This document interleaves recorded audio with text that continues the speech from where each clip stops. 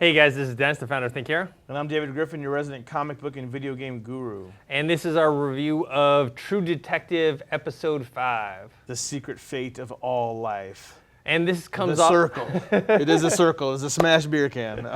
This episode comes off, last week's, fantastic episode, especially, the last 6 minutes. Mm-hmm. This takes a different approach. Now we've slowed back down, Yep. kind of. It's the aftermath of everything, and Almost entered a new chapter. yes, it's almost like, story. even though last week was absolutely fantastic, story-wise, this one changes the direction that we're gonna go in moving jump, forward. Yeah, even time-wise, we jump at a certain point in the episode, about halfway through, we jump 7 years ahead to. We know something happens with them that breaks our. They said they were partners for 7 years in the first episode, so we know that. In 2002, something happens that breaks them apart again. We don't get to see that in this episode, but this is a new time. So a little bit into the future, get to move a little bit. Of course, got to go back to the first half though, which is when they meet Reggie Ledoux.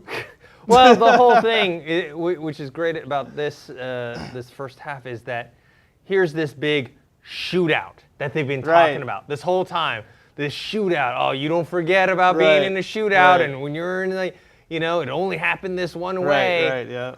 We come to learn that there was no shootout. Right, yeah. That was all made up because they needed a plausible way to explain why these guys were dead. Right, because this whole operation was off the books. So they had to explain why he was dead, and why good reason for they were out there, and it was cool though. The premise was cool. I like seeing McConaughey in slow motion shoot off that rifle, But it was great. As soon you kind of knew it was coming. As soon as you saw Woody Harrelson's character look into that, compartment, you figured as soon as he started walking out all pissed, I'm like, oh, he's gonna shoot him. Like, he's just gonna do it. You see a dead kid, one that looks like in a coma, and one that's barely alive. Right. Yeah, you're gonna react a certain way. You're gonna react a certain way, and he killed Ledoux with no hesitation Blew whatsoever. his head off, literally almost. Yeah, I do like how before they went in, Russ was like, no, Hart. He was telling Hart, oh yeah, you go. I'll wait here. Right. You get back up, because he knew he wasn't going to. Right. Exactly. Yeah. Because there's potential lives at stake. You don't know how long. They were saying that one of the kids had died just the day before. Yeah. So had they come in or found them out a day earlier, they may have been able to save that one kid. Right. And I think even this episode had a lot going on, but I thought even with the switch, the time, going on ahead 7 years, I thought they did a good job of kind of merging it. It was a lot to take in for one episode because, you get Reggie Ledoux, they get him, you think that's the big bad, but of course throughout this whole season, the first half or 5 episodes now, they've hinted at there being more murders. Yeah. And what did they get the right guy? And of course we see McConaughey, later down the road interviewing a guy who says, let me introduce you to the Yellow Kings, how they refer to him, So did they get the right guy? Well, that's with McConaughey's character. Now that spark renews his interest in it. And now we also learn the motivations between the two cops. It's not so much these new murders, but about Cole and is he a part of them? That's why they're on Cole so much, which I guess we could also kind of see coming because he's the obvious guy, like he's the crazy one, he's the unstable one, but I don't think it's him. No, I actually think it'd be too cheesy. Actually, to be honest, I'll be upset if it's him. Yeah, I wouldn't want it to be if they make Russ the killer, I think it would. I think it'd be a disservice to the show and the fans because it's just a cheesy twist. It's the detective who's kind of weird. And, and even making Hart, it would just not be in his character to do it. It's got to be somebody else. Yeah, it's got to be someone either we haven't met before or someone that's barely in the peripheral view. Right, because the guy that they were interviewing, in the lockup was saying there's Reggie was talking about there's these places where these rich guys go and people go to murder people and devil worship somewhere in the woods, deep in the woods. There's something else more than just Cole or bigger than any. There's got to be some type of group of people where all this stuff is going down. Yeah, we kind of knew too that these cops were much more interested in Rust than they were in Hart. Right. Just because of the questions in these last few episodes. They're always asking Hart about Rust and what he's like and all this other stuff. And it's more when Hart talks about himself and his family, it's always comes from him. They don't really they're not asking him questions about himself. He's providing that. Because like they want to know but they're asking about Cole, like, so what happened with the breakup? Like, why did she leave him and all that kind of stuff. But yeah, it's really good. I think they've done a good job merging these two timelines. And then obviously we see that Hart, Woody Harrelson's character, he's not had the best time trying to like regain his family, but in doing so, it looks like now he's losing it again. Because I mean, we still don't see the wedding ring while he's being interviewed in 2012. Yeah.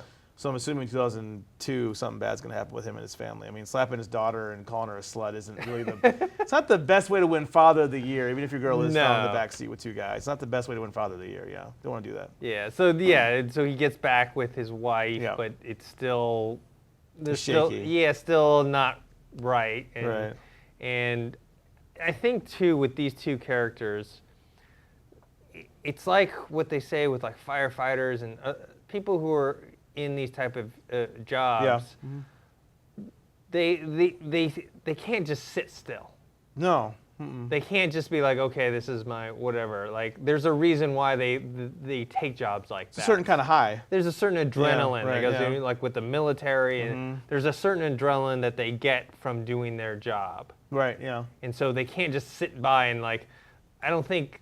At least most cops. I don't think cops would be cops just to sit around and be like, oh, everything's okay. All right. Yeah. Yeah. They want. So I think almost like his regular life is just, almost too boring for him. Yeah, and he's looking for something. I don't know. He's obviously losing his family. I hope we get to see.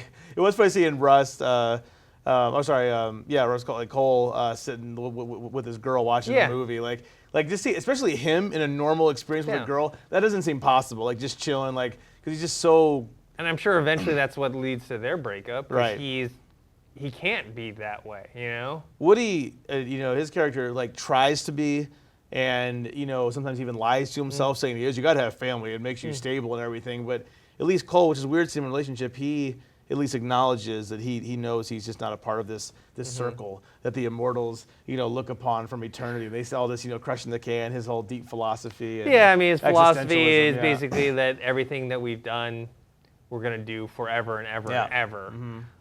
It's just just a cycle going over. Right. So like those girls that died are going to die again. And so almost to the point of like, why even bother? But at the same time, like even though, Rust is like a nihilistic character, I don't think he's completely buys into it totally because otherwise why would he even do anything? Right. He's more serious about the case than I think anybody else is. I mean, he see him at the end of the episode going back to the school where they already went. Yeah. That closed down school and looking at all the figures and all those, the figures they found where the girl was murdered and what does that mean? So I think we know that Russ didn't do it because you see him there looking at all these things and he's trying to figure out what's going on. Yeah, I think that's where he disappeared off to, where like he got off the grid. Where'd he go? He's trying to find these people. And the detectives think, he's been murdering people or something. It's like, no, I think he's just so obsessed that he probably locked himself away with all this evidence trying to figure stuff out. Yeah. So I think the next, what do we have? 3 more episodes. 3 more episodes. I think we're going to see how the uncovering of that. And I hope that we're going to see these guys get together in the present day. So it's nice to see, Matthew McConaughey get up out of his chair and walk out of the interrogation room. Or whatever, there's an office or something. Walk out of the room like in his present day garb, So I think that him and Woody are going to team up again. And also, are these future episodes going to still have these flashbacks, or is it all going to be present day? Yeah, it's going to catch up, right? Or because in this context, McConaughey's character Rust is gone. Yeah. So there is no his perspective after that time because. Hart doesn't really know what's going on. So you're not going to see him in the interview, in the chair again, doing an interview anymore. Yeah. So yeah, where's he going? Yeah, I think this episode is going to be very pivotal in how we're going to perceive the show as a whole. Yep. Like once it ends, we're going to see, was this episode that's going to take this show to new heights, or for some people a disappointment. Right. Yeah. But we won't know until the very end. We'll see how it all wraps up. I hope it's worth it. Worth it. I'm looking forward to it. All right, guys. So that's what we thought of True Detective, episode 5. Let us know what you think. You can post your comments below on the website thinkhero.com or on our YouTube channel Think Hero Pro.